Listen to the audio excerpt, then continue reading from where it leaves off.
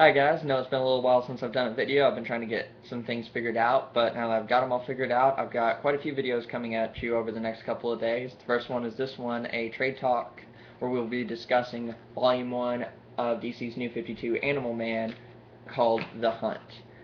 Uh, as you might have noticed, this is my second New 52 kind of darker comic that I've done in a row. I plan to do another New 52 from the more mainstream next, and then after that, either a Marvel or an indie comic, just to mix it up so y'all don't get a bunch of the same thing. As for Animal Man, let me first say that I really like the original Animal Man run. I really like the Animal Man comics, so I was coming into this with some knowledge of Animal Man, though not as much as some other characters. And I loved this volume. It is fantastic. I'll say right now, before I even go any further, this is definitely a buy for me. It's one of my favorite things coming out of the New 52 right now. Um, First things first, it's a really unique comic. It's just really different than a lot of things coming out. It's a horror, I would probably call it, but it does follow a superhero, so it's a little interesting that it's not just pure horror. It actually follows a superhero, but it's definitely not your typical superhero book at all. First things first, the art is very good. Travel Foreman does a great job with the art. It's very different. Not something you would expect from a usual like superhero type comic. It kind of gets very disturbing and very trippy at times, as well as being just very well done at others. It never stops. There's no point in this book where I question the art at all. Um, Other things, just to start with the uniqueness, right off the bat, the first thing in this book, they start with a just load of text where Animal Man is being interviewed by a magazine in a very Time magazine sort of style interview where he's discussing kind of where he's at in his life right now, things like that.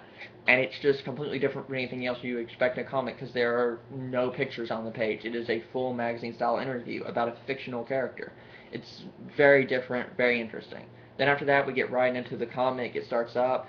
It kind of has a slow build to it. It's not something where they're going to throw you right into the action. But I like that in my horror. I like kind of a slow, just kind of ominous building to things, and Animal Man definitely has that. Um, Once again, about the art, there's a part in this. They mix up the art when they need to. There's a point where they make use of black and white with just flashes of color in either the first or second issue. That's fantastic. Really does well to convey the kind of tone. Um, Comparisons to the original Animal Man comic. This comic is very, I want to say, fresh and kind of unique, but it's also similar in tone and kind of style. There's a lot of similarities, a lot of elements that seem very Animal Man, but there's also definitely mixing things up. They're bringing his daughter into the mix a little more, which is very interesting, and focusing a lot more on the entities of color like the red and the green and swamp thing, because these two comics are going to tie together in the future. Um, Really describing the story of this comic is really like you're being taken on a trip. It starts and then it has this slow build and then it really gets going and the whole rest of the comic is kind of this roller coaster ride trip through all these kind of trippy experiences and everything. And this is not one, by the way, that wraps up the story at the end. It does leave you at a decent point where you aren't on a major cliffhanger, but you're going to want to pick up the next volume almost immediately. And that would be my one warning about this comic, actually. Don't pick this up if you don't want to get the rest, because the moment you start reading it, I can almost guarantee you'll be hooked. It is super good, and you'll end up picking up all the Animal Man volumes and all the Swamp Thing volumes because they tie over and or tie together, and it's definitely a time sink. Um, Other things I liked about this, the characters are written incredibly well. You really get a feel for all of them, and no character feels just kind of useless. Uh, Buddy is, of course, the main focus, and his daughter, but the other characters are not just there to be.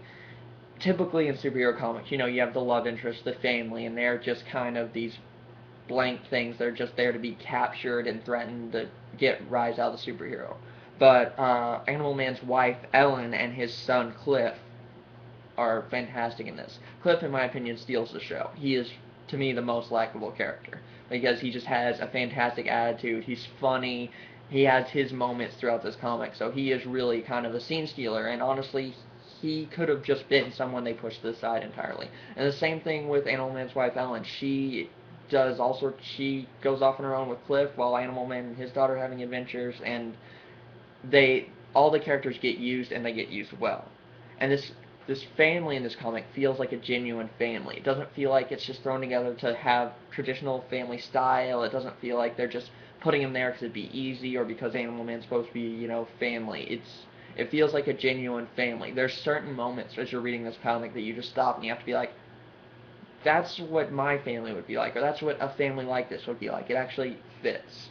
Um, Other things I really liked about this, certain moments of just true horror, whether through storytelling or the art, there are just certain panels that are just really kind of that mix of like revulsion and fear, just seriously some creepy stuff that really is really awesome if you're into that sort of thing.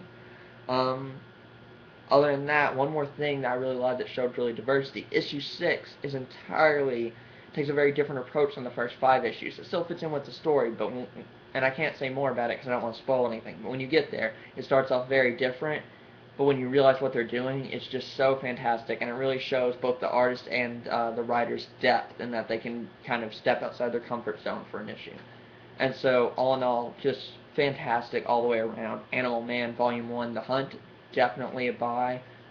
Go check it out as soon as you can. Really fantastic. That's all for this video. Please like it if you enjoyed it. Subscribe to the channel if you want to see more. And check back a little later. I'll be trying to do a couple more today and tomorrow.